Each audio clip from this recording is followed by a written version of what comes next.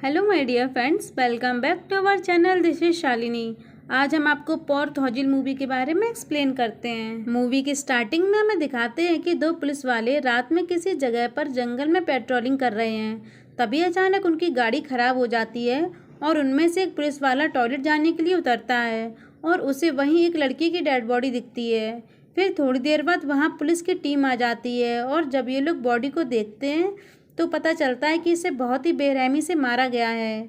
और पुलिस वाले बताते हैं कि 3 दिन पहले भी एक ऐसी ही डेड बॉडी मिली है। पुलिस इस केस की इन्वेस्टिगेशन करती है पर उन्हें कोई सुराग नहीं मिलता, तो इस केस को क्राइम ब्रांच को दे दिया जाता है। इस टीम में 3 मेंबर्स होते हैं जिनमें ऑफिसर एसपी लोकनाथन, प्रकाश और वीना हैं।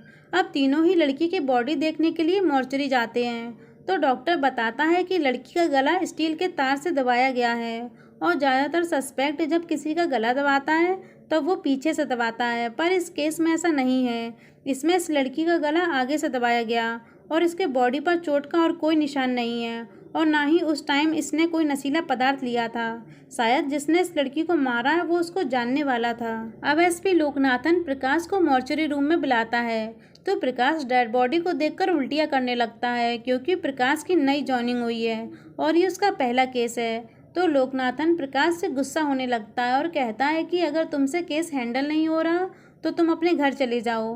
प्रकाश को लोकनाथन का बिहेवियर देखकर अच्छा नहीं लगता। अब यहाँ सीन कट होता है और हमें कृष्णा पार्क लॉज को दिखाया जाता है। यहाँ लोकनाथन की टीम रुकी हुई है। जब लोकनाथन अपने कपड़े चेंज कर रहा था तो प्रकाश की नज़र उसकी पीठ पर जाती है जिस पर बहुत बड़े बड़े निशान बने हुए थे। अगले दिन ऑफिसर और प्रकाश क्राइम स्पॉट पर पहुँचते हैं और ऑफिसर सारा सीन दोबारा क्रिएट करने के लिए प्रकाश को खड़ा कर देता है और कहता है कि किलर लड़कियों के बालों को हाथों के साथ बांध देता है क्योंकि वो सीधा उसके चेहरे को देख सके ताकि जब वो तड़पे तो उसे बहुत अच्छा लगे। और वो किसी की भी बॉडी को इसलिए नहीं दफनाता क्योंकि उसे पूरा कॉन्फिडेंस है कि उसने ऐसी कोई गलती नहीं की कि पुलिस वालों के वो हाथों में आ सके।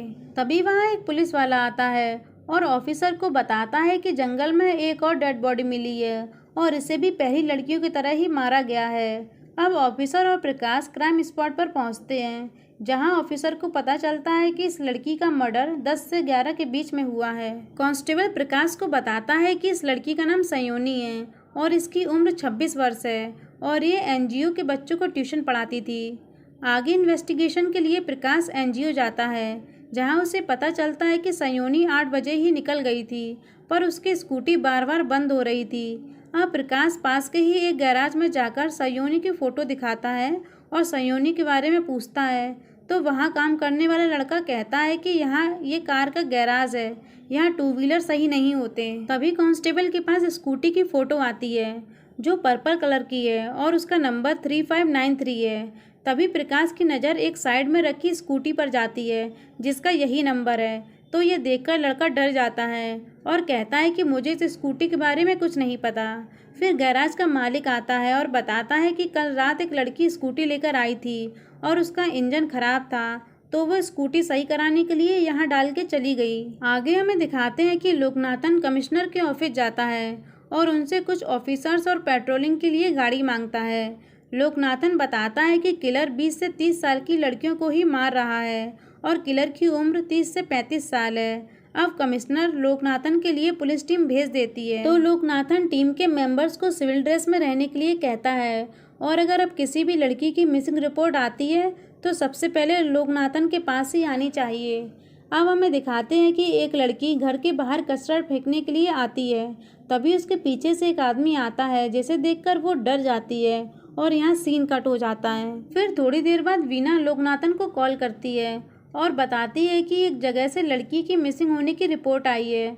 तो लोकनाथन कांस्टेबल से पूछता है कि उस एरिया के 5 किलोमीटर में कोई जंगल है तो कांस्टेबल बताता है कि वहाँ एक गन्ने का खेत है। तो लोकनाथन अपनी टीम के साथ उसी जगह पर पहुँचता है क्योंकि उसने पहले के मर्डर्स जंगल जैसे एरिया में किए थे। जब पूरी टीम वहाँ पहुँचती है तो उन्हें वहाँ कोई नहीं मिलता। तभी लोकनाथन के पास कॉल आता है कि ओलाईपुर के पास एक जंगल में लड़की की डेड बॉडी मिली है। अब सारी टीम उसी जंगल में पहुंच जाती है और हमें यहाँ दिखाया जाता है कि ये वही लड़की है जो कूड़ा फेंकने गई थी और ये उसी कांस्टेबल की बेटी है जो लोकनाथन के साथ इसी केस पर काम कर रहा है। अब कांस्टेबल अपनी बेटी को इस हालत में देखकर बहुत दुखी होता है और बहुत रोता है। अगले दिन लोकनाथन वीना को कॉल करके कहता है कि सर्च करो कि ऐसे ही मर्डर और भी कहीं हुए हैं। तो वीना 10 साल का रिकॉर्ड देखती है जहां उसे कुछ भी नहीं मिलता।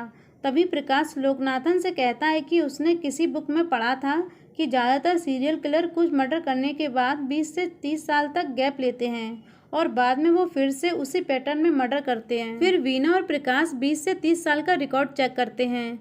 तभी दोनों को कुछ रिकॉर्ड्स मिल जाते हैं जिसमें प्रकाश लोकनाथन को बताता है कि 1973 से 79 तक इसी पैटर्न में कुल 9 मर्डर हुए हैं। ऐसे ही उन लोगों के भी हाथ से बाल बांधना और गला काट देना था। उस टाइम पर किलर की एज 42 से 45 साल की थी। उस टाइम के मर्डर सारे अलग अलग जगह पर हुए थे और इस केस को उस टाइम पर सर जॉन सेबेस्टियन देख रहे थे। अब लोकनाथन सेबेस्टियन के एड्रेस पर पहुंचता है। दूसरी तरफ प्रकाश विक्टिम की फोटोज देख रहा था जिसमें उसे एक कॉमन चीज़ नज़र आती है और उस बात को कंफर्म करने के लिए वो डॉक्टर के पास जाता है। तो डॉक्टर बताता है कि हमारी बॉडी में टोटल 32 प्रेशर पॉइंट्स होते हैं और उन प्रेशर पॉइंट्स को दबा दिया जाए तो कोई भी बेहोश हो सकता है। तो प्रकाश पूछता है कि किसी भी आम इंसान को इसके बारे में कैसे नॉलेज मिलती होगी। तो डॉक्टर कहता है कि इंटरनेट के थ्रू या किताबों के थ्रू, जब इंटरनेट उपलब्ध नहीं था। तो प्रकाश लाइब्रेरी जाता है और वहां जाकर 1979 के पहले की प्रेशर पॉइंट्स की बुक ढूंढता है और डाटा चेक करता है कि इस बुक को किस किसने पढ़ा है। दूसरी तरफ लोकनाथन सर जॉन के घर पहुंच जाता है जहां उन्हें उनका बेटा कैनेडी मिलता है और वो बताता है कि उसके पिता की मृत्यु हार्ट अटैक से हो चुकी है। तो कैनेडी लोकनाथन से पूछता है कि आप कौन हैं। तो लोकनाथन यहाँ झूठ बोल देता है कि वो टेक्सटाइल का बिजनेस करता है और सर जॉन ने उस पर बहुत एहसान किए हैं। लोकनाथन जब कैनेडी पर ध्यान देता है तो वो उसे समझ आता है कि इसे एक बीमारी है जिसमें इंसान हर चीज़ को साफ सुथरा और परफेक्ट रखता है। यहाँ हमें पता चलता है कि कैनेडी की शादी 1979 में हुई थी और 3 महीने पहले ही उसकी वाइफ की मृत्यु हो गई। कैनेडी का एक बेटा भी है जो दिल्ली में पढ़ता है और कैनेडी एक फोटोग्राफर है। तो लोकनाथन सोचता है कि किलर 1979 के टाइम पर ही मर्डर करता था और अब शायद कैनेडी की वाइफ की मौत हो गई तो 3 महीने पहले से ही उसने मर्डर करना स्टार्ट कर दिया। अब इन बातों को सोचकर लोकनाथन कैनेडी को ही सस्पेक्ट समझने लगता है। अब जाते हुए कैनेडी लोकनाथन से कहता है कि आपको देखकर लगता नहीं कि आप कोई बिजनेसमैन हो। आपकी बातों से तो आप कोई पुलिस वाले लगते हो। अब बाहर आते ही लोकनाथन के पास प्रकाश का कॉल आता है और वो कहता है कि जिसने ये सारे मर्डर किए हैं उसका नाम कैनेडी है। तो लोकनाथन कहता है कि उसे पता है और वो अभी उसी से मिलकर वापस आ रहा है। अब लोकनाथन कमिश्नर और अपनी टीम को बताते हैं कि कैनेडी के बगल में एक घर खाली है तो हम उसे रेंट पर ले लेंगे जिससे हमारे ऑफिसर उस पर नज़र रखेंगे। फिर लोकनाथन कैनेडी के बगल वाले घर पर रहने के लिए प्रकाश को भेज देते हैं जहां प्रकाश की कैनेडी से थोड़ी बात होती है। अब रात में जब प्रकाश कैनेडी पर नज़र रख रहा था तब वो देखता है कि कैनेडी गाड़ी से कहीं जा रहा है। तो प्रकाश तुरंत लोकनाथन को बताता है और लोकनाथन अपनी पूरी टीम को अलर्ट कर देता है। अब पुलिस वाले कैनेडी पर नज़र रखते हैं पर उसकी गाड़ी अचानक कहीं गायब हो जाती है। फिर 3 घंटे बाद पुलिस वालों को उसकी गाड़ी मिल जाती है। तो एक पुलिस वाला उससे पूछता है कि इतनी रात में कहाँ से आ रहे हो। तब कैनेडी बताता है कि वो मूवी देख कर आ रहा है और पुलिस वाले को वो टिकट भी दिखाता है। फिर पुलिस वाला गाड़ी की डिग्गी चेक करता है और उसमें कुछ नहीं मिलता तो पुलिस वाला उसे जाने देता है। दूसरी तरफ प्रकाश कैनेडी के घर चेक करने के लिए जाता है पर उसे वहाँ कुछ भी नहीं मिलता। तो उसकी नज़र एक बंद कमरे की तरफ जाती है जहाँ ताला लगा था और जब प्रकाश दरवाजे की तरफ जाने वाला होता है तभी कैनेडी आ जाता है। तो प्रकाश छिप जाता है और मौका देखकर वहां से भाग जाता है। अब अगले दिन एक लड़की की किसी सुनसान जगह पर डेड बॉडी मिलती है और उसको भी सेम पैटर्न में मारा गया था। तभी वहाँ एक पुलिस वाला आता है और बताता है कि इन सभी लड़कियों का कातिल पकड़ा गया है और फिर सभी लोग पुलिस स्टेशन आ जाते हैं। तो वीना बताती है कि रवि कुमार नाम के एक आदमी ने जुर्म कबूल किया है। रास्ते में जाते हुए पुलिस वालों ने नाके पर उसे पकड़ा है और उसके पास उस लड़की के गहने भी मिले हैं। तो वीना कहती है कि अब ये सारे केस पुलिस डिपार्टमेंट को वापस मिल गए हैं और आप लोगों को वापस जाने के लिए ऑर्डर आया है। पर ऑफिसर और प्रकाश को विश्वास था कि ये सारे खून कैनेडी ने ही किए हैं। आगे हमें दिखाते हैं कि जिस किलर को पुलिस ने पकड़ा था उसने कोर्ट में सुसाइड कर लिया दूसरी तरफ लोकनाथन प्रकाश से कहता है कि मैंने सीनियर से बात कर ली, मुझे यहाँ रुकने की परमिशन मिल चुकी है और अब मैं इस केस में कैनेडी पर नज़र रखूँगा। तो प्रकाश कहता है कि वो भी यहीं उन्हीं के साथ रुकेगा। अब लोकनाथन बताता है कि प्रकाश के यहाँ से जाने के ऑर्डर्स आ चुके हैं और अगर वो नहीं गया तो उसकी जॉब भी जा सकती है। तो प्रकाश कहता है कि चाहे जॉब चली जाए पर वो असली कातिल तक पहुंचकर ही रहेगा। फिर दोनों ही कैनेडी पर नज़र रखने का डिसाइड करते हैं। अब लोकनाथन और प्रकाश देखते हैं कि कैनेडी एक सुपरमार्केट में आया है, तो प्रकाश उसके पीछे अंदर आ जाता है। तभी कैनेडी पीछे से आकर प्रकाश को देख लेता है और उससे कहता है कि मेरी तुमसे ज़्यादा बात नहीं हो पाई और उसे डिनर के लिए इनवाइट करता है। तो प्रकाश कैनेडी के साथ उसके घर के लिए निकल जाता है। अब लोकनाथन भी कैनेडी पर नज़र रख रहा था, तो वो भी कैनेडी के घर के बाहर आ जाता है। फिर कैनेडी प्रकाश से कहता है कि मैं खाना बनाकर आता हूँ, तुम थोड़ी देर वेट करो। तभी प्रकाश की नज़र उसी बंद कमरे पर जाती है जहाँ पहले तो ताला लगा था पर आज नहीं लगा है। अब मौका देखकर प्रकाश उसी रूम में चला जाता है जहाँ उसे एक लड़की की फ़ोटो मिलती है जो मारी जा चुकी है और प्रकाश को यकीन हो जाता है कि सारे मर्डर्स के पीछे कैनेडी है। तभी वहाँ कैनेडी आ जाता है और गुस्से से प्रकाश का गला दबाने लगता है और उससे पूछता है कि वो कौन है। तो प्रकाश बताता है कि वो एक पुलिस वाला है। अब कैनेडी प्रकाश के प्रेशर पॉइंट को दबाकर उसे बेहोश कर देता है और बांध देता है। इतने में वहाँ डोरबेल बजती है और कैनेडी जाकर गेट खोलने जाता है, तो बाहर लोकनाथन गन ताने खड़ा था। अब लोकनाथन प्रकाश को होश में लाता है। फिर दोनों ही पूरे रूम की तलाशी लेते हैं जहाँ उन्हें बहुत सारी मरी हुई लड़कियों की फ़ोटो मिलती है। तो लोकनाथन कैनेडी से पूछता है कि वो कौन है और ऐसा क्यों कर रहा है। तो कैनेडी कहता है कि मैं सारी सच्चाई तभी बताऊंगा जब तुम ये सारी बातें उसके बेटे तक नहीं पहुंचने दोगे। तो लोकनाथन राजी हो जाता है। अब कैनेडी बताता है कि उसकी मां की मृत्यु बचपन में ही हो गई थी और कैनेडी की देखभाल उसके पिता सर जॉन करते थे। कैनेडी के पिता को हर काम परफेक्ट चाहिए था क्योंकि उससे भी बीमारी थी और जब भी कैनेडी से कोई काम बिगड़ जाता था तब सर जॉन कैनेडी को बहुत मारता था, जिससे वो हमेशा डरा हुआ रहता था। अब एक दिन कैनेडी किसी सुनसान जगह पर सिगरेट पी रहा था, तो कैनेडी के पापा के डिपार्टमेंट की एक लेडी कांस्टेबल वहां से गुजर रही थी और वो कैनेडी को सिगरेट पीते हुए देख लेती है और कैनेडी से जाकर कहती है कि वो उसके पापा से जाकर शिकायत करेगी। तो कैनेडी उससे बहुत गिड़गिड़ाता है और माफ़ी मांगता है और कहता है कि वो उसके पापा को जाकर ना बताए, नहीं तो वो उसे बहुत मारेंगे। पर लेडी कांस्टेबल कैनेडी की बात नहीं मानती और कैनेडी से कहती है कि वो उसके पापा को जाकर ज़रूर बताएगी। तो डर की वजह से कैनेडी उसे जान से मार देता है। फिर डिपार्टमेंट में सीनियर ऑफिसर्स सर जॉन को केस दे देते हैं, तो सर जॉन पर लेडी कांस्टेबल के मर्डर का प्रेशर आ जाता है। सर जॉन इन्वेस्टिगेशन में बिजी हो जाता है, जिस वजह से जॉन कैनेडी पर ध्यान नहीं दे पाता और कैनेडी अपनी इच्छा से रहने लगता है। फिर कुछ दिन बीतते हैं और जॉन फिर से कैनेडी को बात बात पर मारने लगता है, तो कैनेडी जॉन को बिजी रखने के लिए एक और कत्ल कर देता है। अब कैनेडी को खून खराबा पसंद नहीं था, तो कैनेडी लाइब्रेरी जाकर प्रेशर पॉइंट्स की बुक पढ़ने लगा और घर आकर प्रैक्टिस करने लगा, जिससे कैनेडी अब औरतों को पहले बेहोश कर देता था और बाद में गला दबाकर मार देता था। फिर एक दिन जॉन को हार्ट अटैक आ जाता है, तो जॉन कैनेडी से डॉक्टर को बुलाने के लिए कहता है, पर कैनेडी डॉक्टर को नहीं बुलाता और ऐसे ही जॉन मर जाता है।